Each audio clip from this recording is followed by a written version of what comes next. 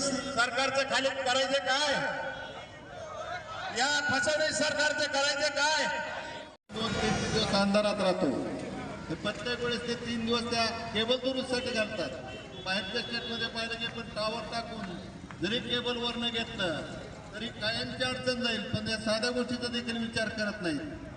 तरी आपण या सरकारचा या विभागाचा सर्व शिवसैनिकांच्या वतीनं मी पुनश्च एकदा निषेध करतो व आपल्या मागण्या मान्य कराव्या अशी त्यांना विनंती करतो.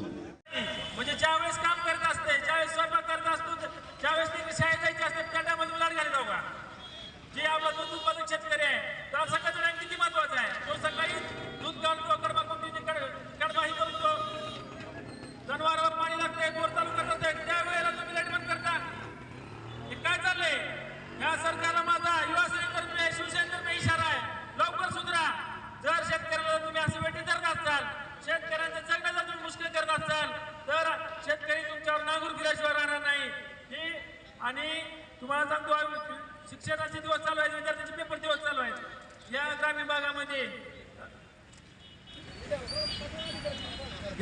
भागामध्ये संध्याकाळी 6 ते 10 पर्यंत सिंगल फेज बंद केला जातो. काही शेतकरी घरापाशी त्यांना कोटा करता येत नाही, घरापाशी राहायला जागा नाही, मग शेतामध्ये जाऊन कोटा केलेले आहेत, शेतात जाऊन लागतात. त्या शेतकऱ्यांनी काय करायचं? 6 ते 10 मध्ये तुम्ही कामाच्या तासात तुम्ही लेट घालता, मग चालणार कसं शेतकऱ्याचं घर? आणि त्याच्यानंतर शहरी भागामध्ये पण अचानकच तुम्ही 2-2, 3-3 तास लाईट बंद करता, कुठलीही सूचना नाही, काय नाही. जर तुम्ही सरप्लस वीज तयार करत असाल, जर तुमच्याकडे जास्त वीज असेल तर हे नाटक काय लावलेत? तुम्ही शेतकऱ्याला गृहीत धरू नका. हे शिवसेनातर्फे मी तुम्हाला एक इशारा देतो. ही एक ट्रेलर आहे, तुम्हाला पिक्चर दाखवू, आम्ही अधिकार रस्त्यावर फिरू देणार नाही.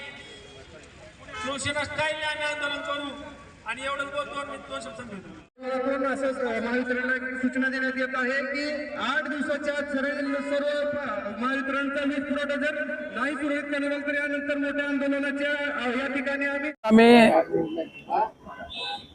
MSCB ऑफिस समोर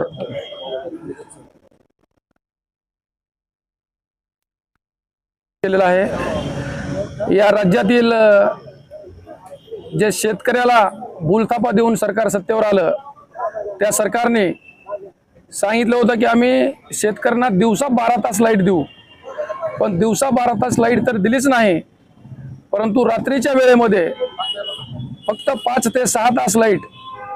त्या 5 ते 6 तासामध्ये पण पूर्ण वेळ लाईट न देता कमीत कमी 5 ते 6 तासामध्ये 25 वेळेस लाईट जाते.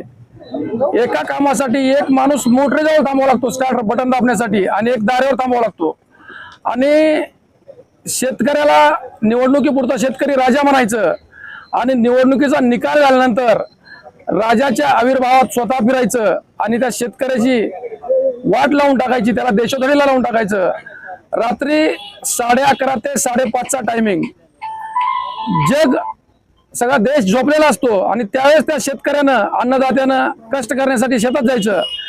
हिंसक प्राणी, नाग, विंचू, रानडुक्कर, लांडगे असतील, तुमचे वेगवेगळे प्राण्यांचा सामना करून ते कष्ट करून पीक पिकवायचं. आणि त्या पिकाची जर अवस्था पाहिली या सरकारच्या धोरणामुळं 1 रुपयाला किलो, 2 रुपयाला किलो कांदा विकतो.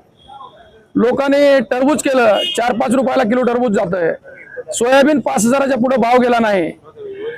प्रचंड कष्ट करून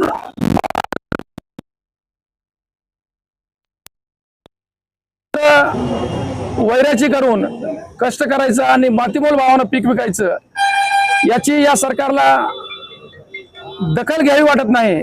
त्यामुळं या सरकारच्या निषेधार्थ आणि शेतकऱ्याच्या स्मरणार्थ, शेतकऱ्याच्या अखंड सोबत राहणारा जो पक्ष आहे उद्धव बाळासाहेब ठाकरे, या पक्षाच्या वतीने आमचे नेते आदरणीय ओमदादा आणि कैलासदादा यांच्या मार्गदर्शनाखाली आम्ही असे आंदोलन केलेलं आहे. या अधिकाऱ्यांना इशारा दिला आहे की आपण जर ही सुरळीत 5 ते 7 दिवसामध्ये सुरळीत लाईट नाही दिली तर यानंतर याही पेक्षा तीव्र आंदोलन करू. आम्ही आपणाला रस्त्यावर फिरू देणार नाही, याची नोंद घ्यावी, एवढं या निमित्ताने त्यांना सांगितलं आहे. आज शिवसेना उद्धव बाळासाहेब ठाकरे पक्षाच्या वतीनं आपण बघतो की जिल्हाभर लोड शेडिंग सध्या चालू आहे आणि शेतकऱ्यांचं जे शेतकरी आपला तळहाताच्या फोडासारखं आपल्या पीक सांभाळतो परंतु डोळ्यात देखत ते पीक करपून जात आहे, जळून जात आहे.